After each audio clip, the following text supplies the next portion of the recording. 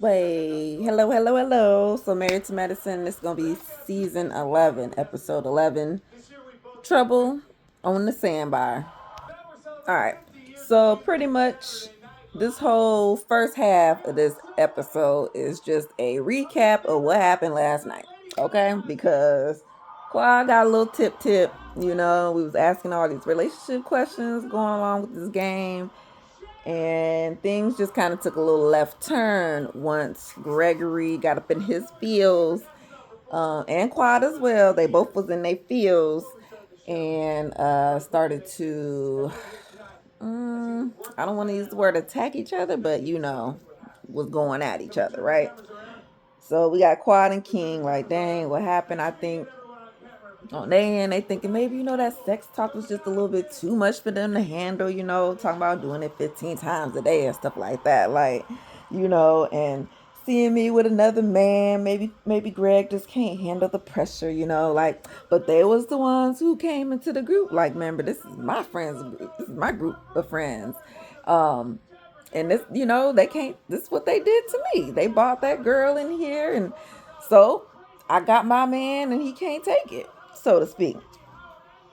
So we flip over to Greg and Tisha, and they are kind of basically doing the same thing. Basically everybody's doing the same thing. What happened last night? Oh my goodness.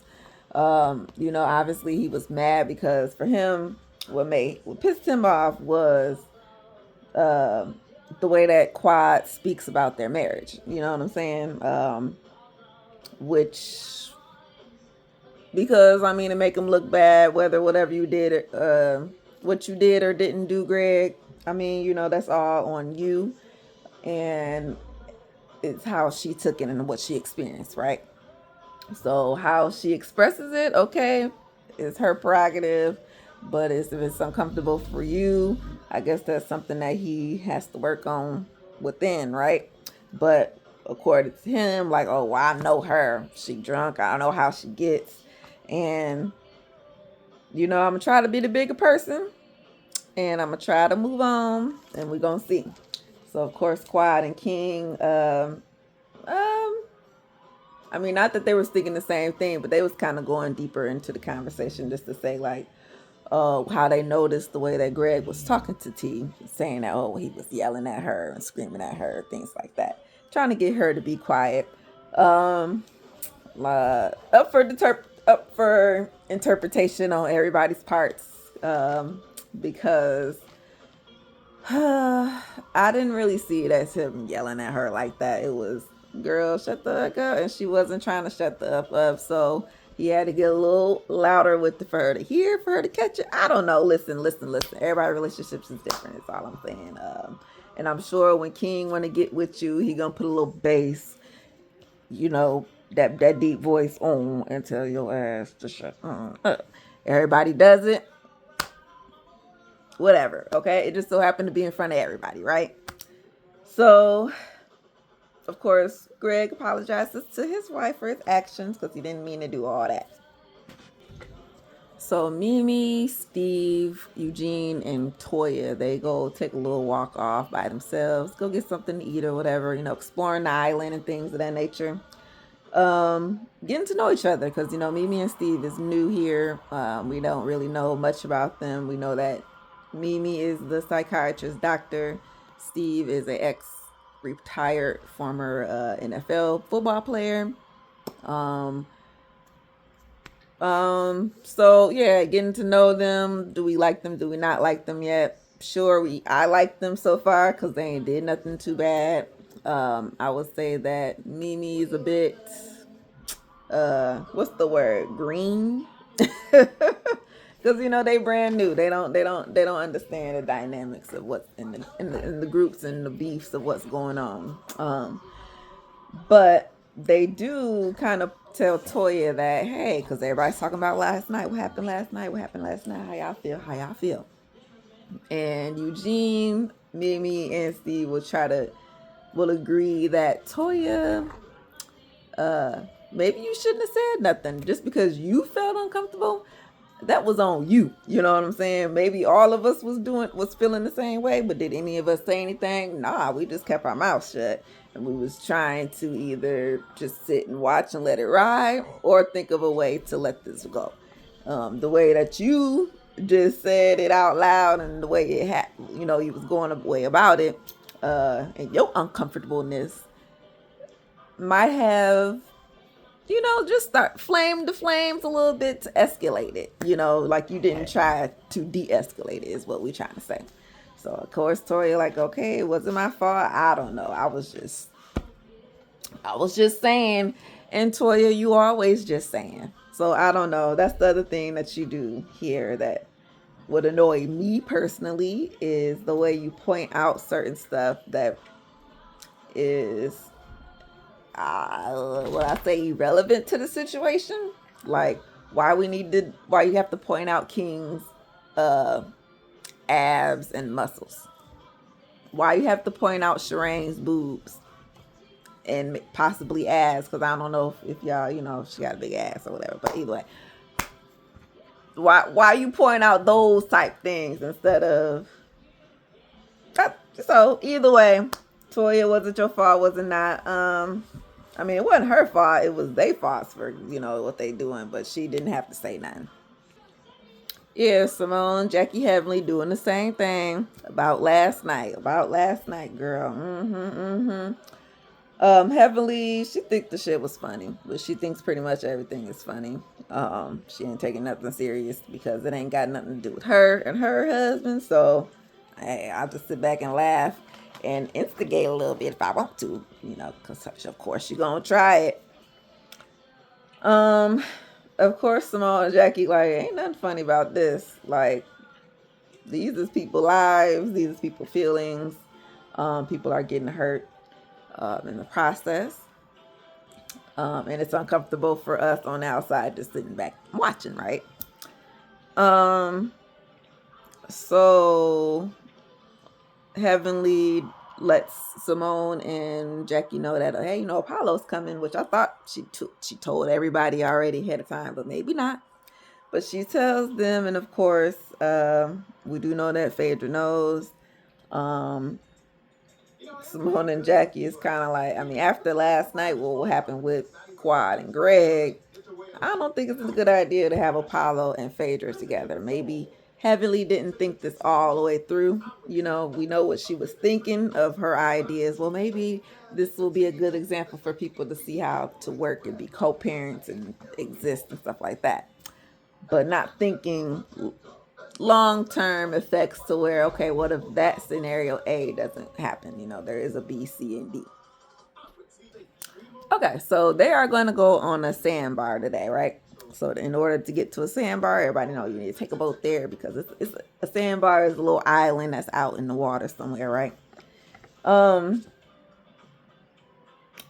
The boat, because everybody gets on the boat and they didn't depart yet because they was waiting on one last person to board, which just so happens to be Apollo. Okay, so Apollo shows up with the wife Shireen, and it was this surprised Heavenly because Apollo told her that, or I can come, but she wasn't.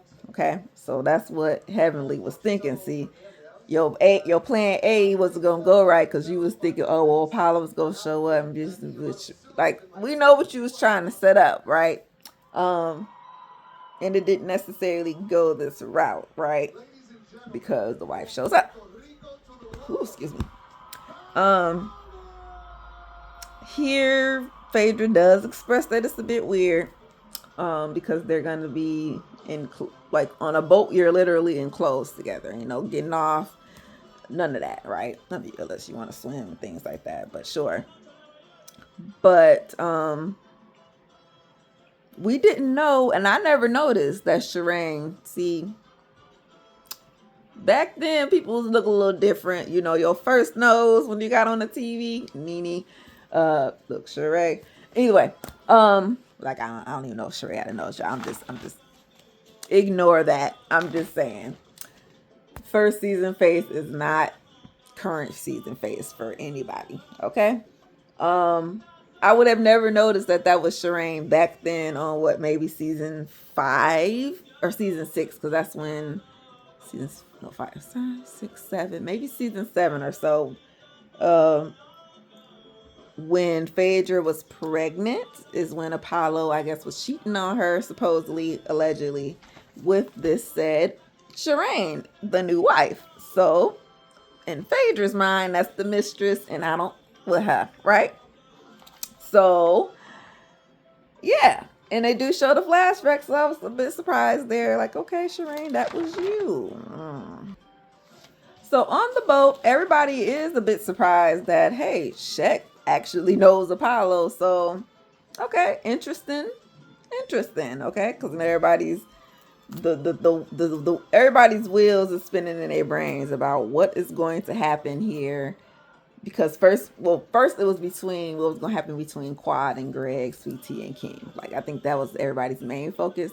But now that Apollo and Shireen have showed up, now the focus shift just a tad, because now we got another curiosity thing happening over here. So we all want to know, right? So Apollo was just kind of sitting there talking. I can't remember to who. Maybe it was Quad or something. Like, yeah, Phaedra done lied to me because she didn't tell me that she knew Shaq. Like, I thought that it was somebody. I guess he was thinking that it was somebody different, right? But he like, no, but I actually know this. I know this fool. Like, we hang out all the time. This and this and that. So on Phaedra's end, I guess Shek might have not have told her the extent of their relationship, so she wasn't pretty sure exactly how deep Apollo's and Shek's relationship went. So maybe that's why she didn't tell him that. Okay, but obviously Apollo's feeling some type of way because, okay, is this how she want to play games? Because now maybe in his eyes, maybe there's some other stuff going on that he's supposed to know about that he ain't been privy to. Which, why do you need to know these things? Because she's not your wife anymore, buddy. Like, come on now, right? So Quad is actually sitting here, and is kind of enjoying this whole thing between Phaedra and Apollo, because she done got all this heat about being around Craig and Sweet Tea and how she handling it and things. So she's happy that at least some of this, all this attention is off of her back. It's on Phaedra now. So we get to the Sandbar. Everybody's enjoying the island, getting their drinks on. Apollo and Steve go shake hands to meet.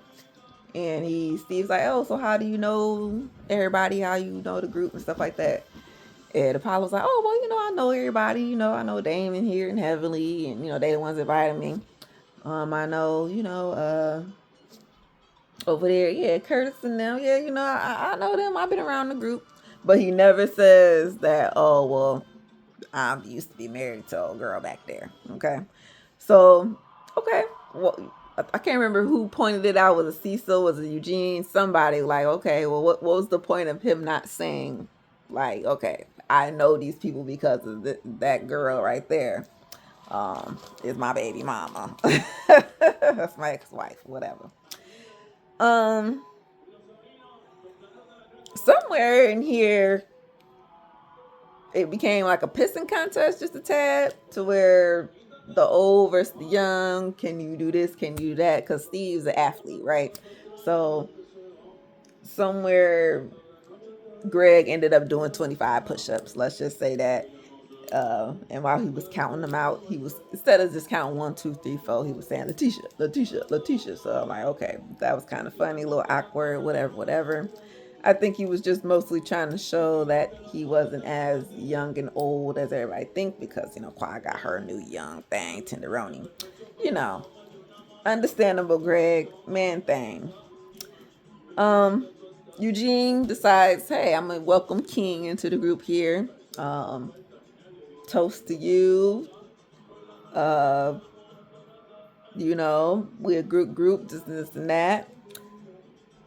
Greg kind of interrupts here just a bit to say, yeah, well, we never got to know each other. Unfortunately, I'm not trying to be disrespectful or nothing, but I do want to kind of apologize for last night, because things got a little out of hand, and it was only because, I just didn't like the way that Quad was speaking about our marriage and stuff, right? Because obviously we got history, and that shit bothered me, right? So in this, he says, yeah, and I told her that she need to shut the fuck up, because she talking too much. So whatever, right? And King was like, oh, so that's what you said? And girl was like, yeah. And King was like, well, dang, well, because I didn't hear it in the moment. So you might need to apologize to her about that, bruh. And Greg, like, well, I mean, sure, but I think this kind of goes both ways. And King is like, well, Eugene, because he was feeling the tension was building a bit. So he was trying to diffuse this, and he don't lost all his words because, like, okay, I don't even know what I'm doing now, right?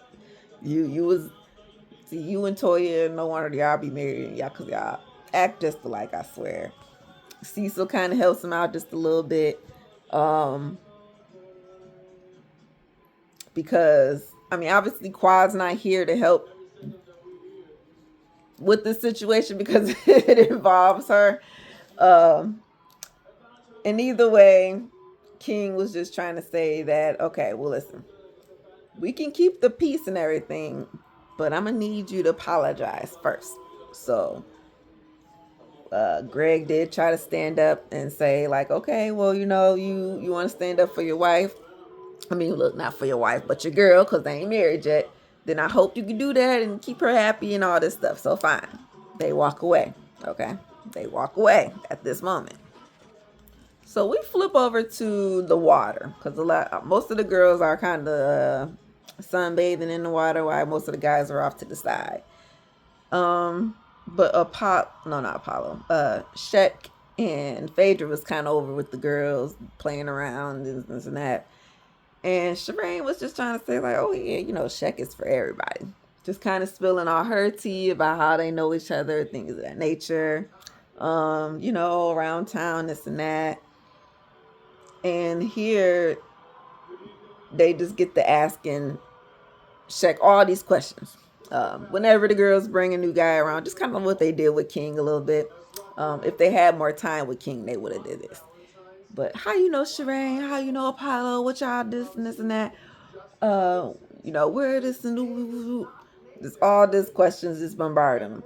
So Shek obviously is kind of feeling a bit away, like y'all don't need to be all up in my business. It ain't none of y'all's, don't need nothing, nothing y'all need to be knowing. Y'all getting a little bit too deep, I think. And basically because they was all being nosy. Toya, main one, obviously, but everybody else was jumping in. Contessa, Heavenly, Simone, like everybody, right?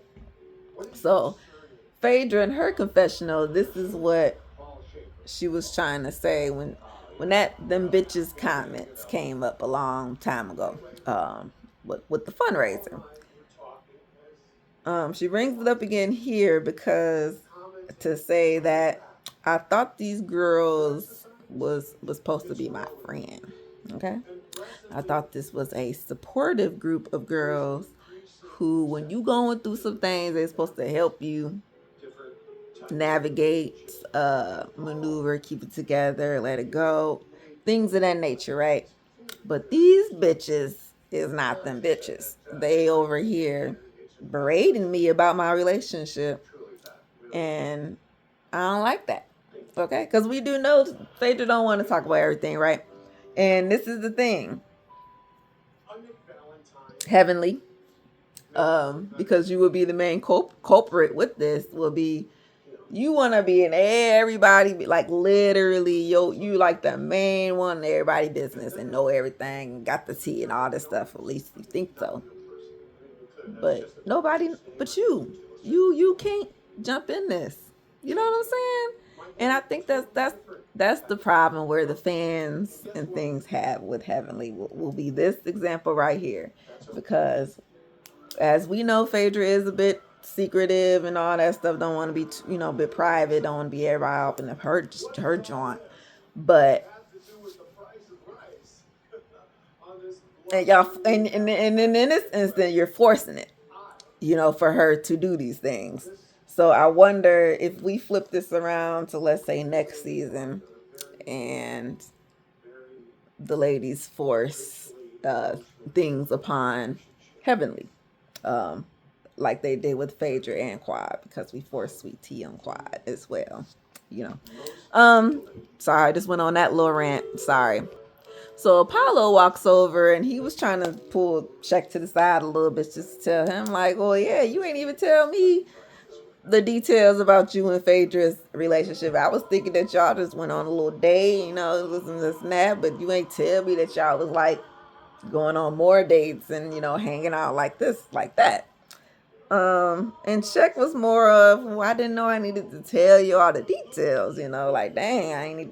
And Phaedra, right, I gotta tell you everything. I'm single, Apollo. I can do what I want. You married, Apollo, so you don't need to be worrying about what I'm doing, okay? And here goes Shireen. I don't know what she said, but something, something, something. And she called Phaedra Faye.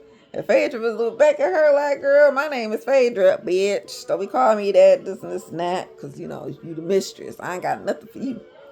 So, with this back and forth, Sweet Tea says, well, who invited you? Who invited you to Shireen? Shireen like, Heavenly did. Okay, well, Heavenly, why did you invite her? What was the purpose of inviting her? And Heavenly, all that kumbaya that her and Sweet Tea did over the last 3-4 episodes, out the door, because she said, girl, who was you talking to? Why is you asking me questions? You don't be asking me no questions. It's none of your business. This and this and that. I do what I want to do. And they going back and forth. You all bad body built big. Oh, well, you all big back hump dude. And you all just.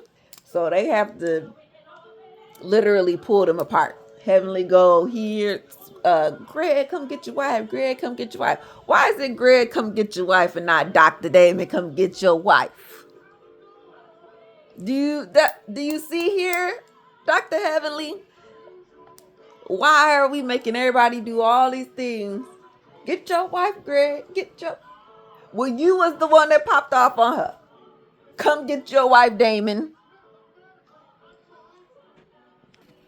So, as we're pulling Sweet Tea away, I didn't like how Simone said in her confessional that Sweet Tea was out of control in this moment, because Heavenly was out of control too. And Heavenly was the one that got loud on her first, okay? Because all she was doing was asking questions like, okay, well, what was the purpose of her inviting this and that? Heavenly was the one that came back and like, well, don't ask me all this, because she knew that she was wrong in what she did in this invitation. That's all. But either way, they moving everybody away from each other, okay? Sweet Tea, you got to go. This. Calm down, Heavenly. King figures, well, since there's so much chaos going on over Chia, I think I'm going to pull Greg to the side. Greg, who's trying to calm his heightened wife down. Okay. I'm going to talk to him, pull him to the side, since everybody's distracted over there. I can talk to him one-on-one and get this, resolve out the way. A little understanding, right? So, all right, bruh. What happened last night, I'm going to let that slide. Whatever, because I didn't necessarily hear you say them words to her like that in due time. Because that I did, I would stepped up and told you, nah, brah, you got to take that back. You got to apologize to the lady, yo. Okay?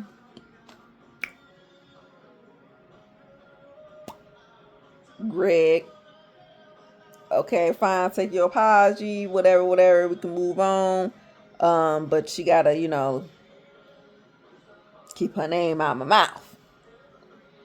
King is like, yeah, I don't want you talking to her no more. You understand? Don't talk to her no more. Well, I'm not gonna talk to her if she don't talk about me. So tell your wife. I mean, look, tell your wife. Tell your girl. Don't talk about me no more. Keep my name out her mouth. Keep my marriage out her mouth. And she be happy with you. You keep her. You marry her. You give her babies. Whatever you got to do, you do that with choir. I'll be happy for y'all. But leave me alone. Yeah. We can do that. But you just gotta, if you got anything to say to her, you come say it to me. Well, I mean, sure, I could do all that, but how you expect me to not say nothing if she gonna be going around saying about me?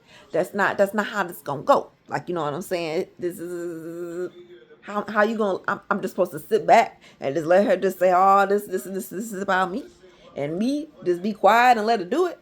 Nah, I got to say something.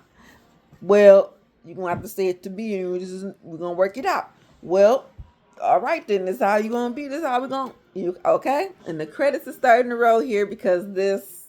I thought they was gonna show the fight on this episode, which I was kind of disappointed. Like, dang, we still gotta wait for the next one to actually see what's gonna happen.